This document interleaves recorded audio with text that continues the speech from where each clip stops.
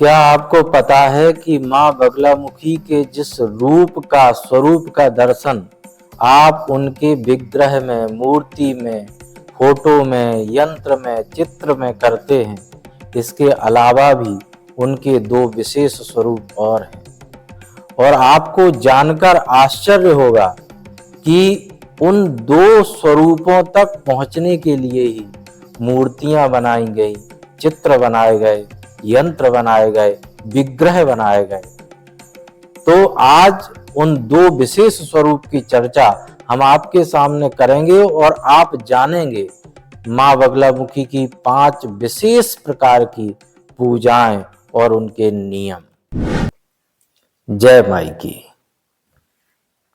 माँ बगलामुखी के स्वरूप की अगर बात करें तो उनके 3 विशेष प्रकार के स्वरूपों का वर्णन तंत्र के ग्रंथों में प्राप्त होता है।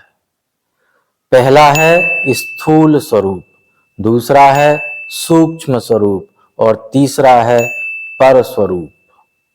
माँ बगलामुखी का जो स्थूल स्वरूप है उसका दर्शन तो आप मूर्ति के रूप में, चित्र के रूप में, विग्रह के रूप में, यंत्र के रूप में, इस सब के रूप में आप करते हैं। तो ये जो मूर्ति है इसमें आप भावना करते हैं माँ बगलामुखी की, और वे माँ बगलामुखी माई के रूप में, महामाई के रूप में आपको दर्शन देती हैं मूर्ति के माध्यम से। इनका जो सूक्ष्म स्वरूप है वह है मंत्र के रूप में।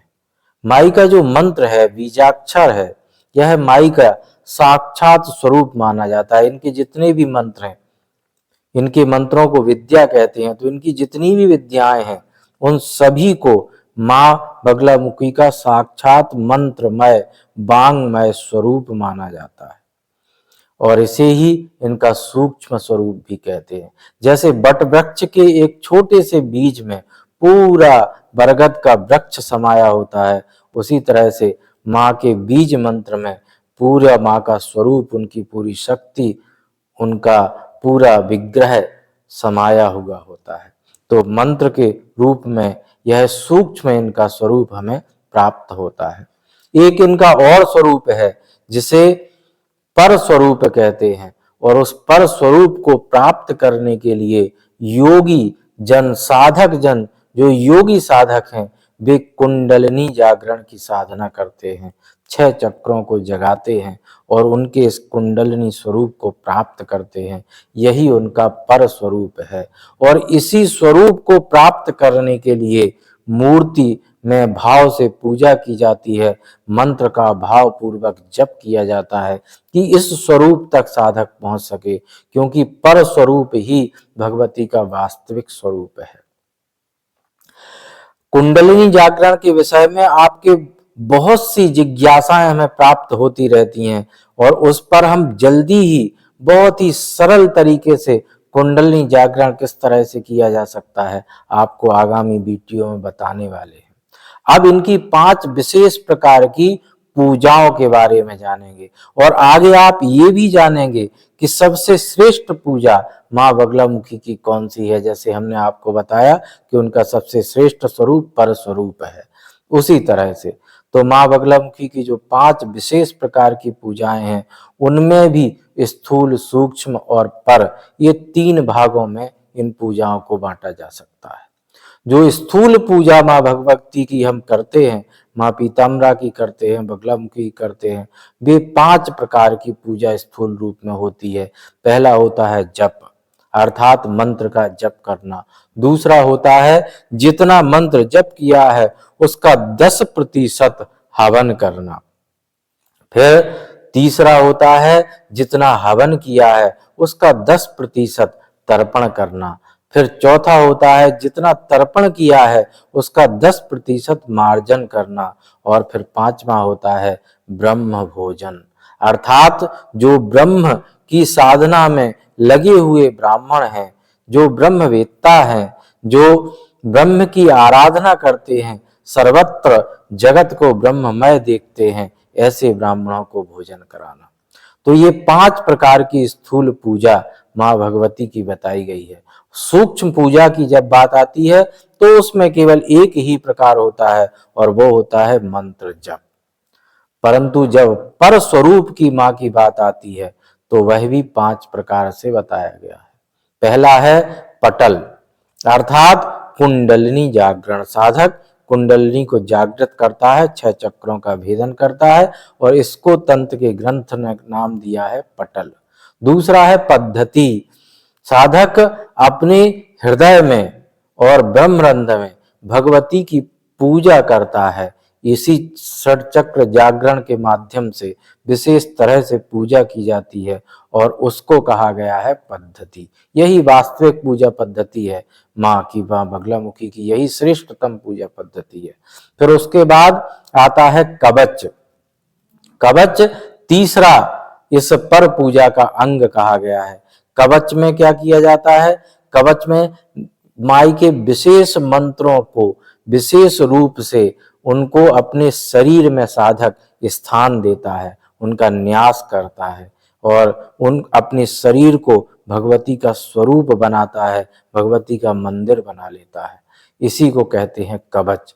तो विशेष विशेष मंत्रों को अपने शरीर के विशेष विशेष अंगों में स्थान देना, भगवती के स्वरूप में अपने शरीर को व्याप्त कर देना, इसी का नाम है कवच।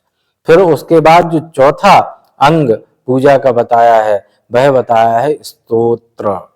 स्तोत्र में भगवती को प्रिय है भगवती की स्तुति करना, तो उनकी स्तुति स्तोत्रों के माध्यम से साधक करता है। स्तोत्र पाठ को स्तुति के रूप में ही करना, भगवती की प्रसन्नतार्थ इन पाठों को करना ही स्तोत्र पाठ है। फिर आगे आता है सहस्रनाम, जो 5वीं पूजा है विशेष प्रकार की, वह सहस्रनाम कही गई है। इसमें भगवती के विशेष नामों का, जो उनके विशेष गुण और प्रभाव से युक्त हैं, ऐसे नामों का साधक निरंतर जप करता रहता है।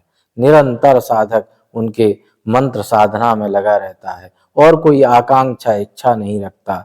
जैसे शंकराचार्य जी ने कहा है कि हमारी और तो कोई इच्छा नहीं है देव्यापराध क्षमापन स्तोत्र में, बस एक ही इच्छा है, मृडानी रुद्राणी शिव शिव भवानी ति जपता। तो इस तरह से इन नामों को जपते हुए हमारा जीवन व्यतीत हो।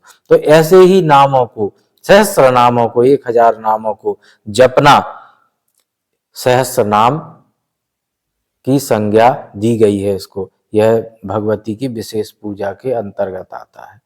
माँ बगलामुखी की पर पूजा कही गई है, 5 प्रकार की पूजा कही गई है। अब आपके मन में यह प्रश्न आ रहा होगा कि इसमें से श्रेष्ठ सर्वश्रेष्ठ पूजा कौन सी है?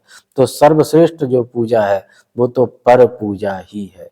भगवती परा है, उनकी जो पूजा है वह पर पूजा ही है। पर पूजा अर्थात कुंडलिनी जागरण। तो कुंडलिनी जागरण जब साधक करता है तभी भगवती की वास्तविक स्वरूप का उसे ज्ञान होता है और इसी वास्तविक स्वरूप को जानने के लिए साधक स्थूल पूजा करता है, मंत्र जप करता है। प्रत्येक सोपान को, प्रत्येक सीढ़ी को पार करते हुए अंत में जब साधक पहुंचता है तो पर पूजा पर पहुंचता है और परा भगवती का उसे ज्ञान होता है। तो आगे भी अगर आप ऐसे रहस्यमयी विज्ञान को, तंत्र के विज्ञान को समझना चाहते हैं तो जुड़े रहिए। हमारा प्रयास रहेगा कि आपको कुंडलिनी से संबंधित और भी बहुत सी जानकारी आप तक पहुंचा सकें। जय माई की। अब आप तंत्र मंत्र, 10 महाविद्या, साधना, ध्यान, योग और धर्म से संबंधित विषयों पर एक गहरी सारगर्भित रहस्यपूर्ण जानकारी प्राप्त करने के लिए एवं धार्मिक जगत में निरंतर घटने वाले समसामयिक बिंदुओं पर वैज्ञानिक दृष्टिकोण प्राप्त करने के लिए हमारे नए YouTube चैनल आचार्य संजय को सब्सक्राइब करें। इसका लिंक आपको डिस्क्रिप्शन में प्राप्त हो जाए।